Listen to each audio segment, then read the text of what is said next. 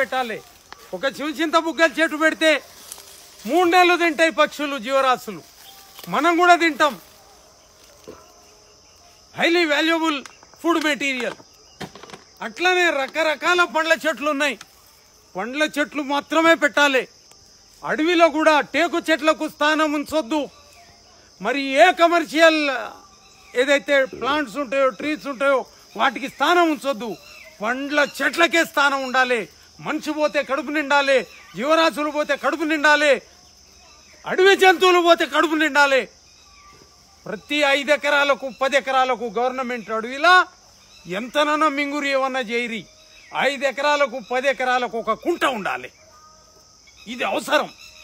ఎండాకాలం కూడా ఈ కుంటలల్లా నేను ఏం లేదు, ఉత్త మామూలునే నౌకర్ చాకిరి అన్ని వదిలేసిన. నేనే 7 కుంటలు తీపిచ్చిన, గవర్నమెంట్ తీపియలేదా? నేనే ఇంతగానం చెట్లను పెంచుకుంటూ వచ్చిన, గవర్నమెంట్ చేయలేదా? కమిట్మెంట్, డెడికేషన్ ఉన్న స్టాఫ్ ఉండాలి. From bottom to the top. Highly powers, చాలా ఎన్రిచ్డ్ పవర్స్ ఇవ్వాలి గవర్నమెంట్ ఫారెస్ట్ డిపార్ట్మెంట్ కి.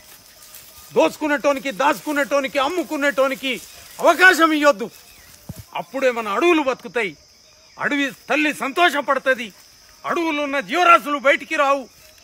ఇలా పులులు బయటకు వస్తున్నాయి, సింహాలు బయటకు వస్తున్నాయి, చిరుతలు బయటకు వస్తున్నాయి, కోతులు బయటకు వస్తున్నాయి. ప్రతి ఒక్కడంటే నన్ను, మీరు చేపట్టి మా కోతులు మీ అడవిలో ఉంటున్నాయి, మా చేలు పోతున్నాయని. సూర్యాపేటలో ఏ అడవి ఉంది, దుచర్ల Satyanarayana పంపుతుండా?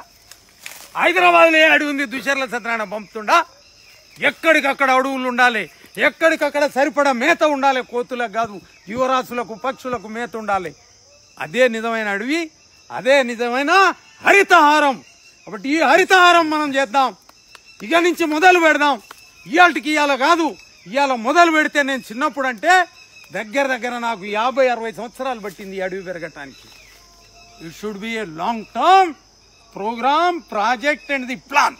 It should be executed on war footing. Thank you. Namaste.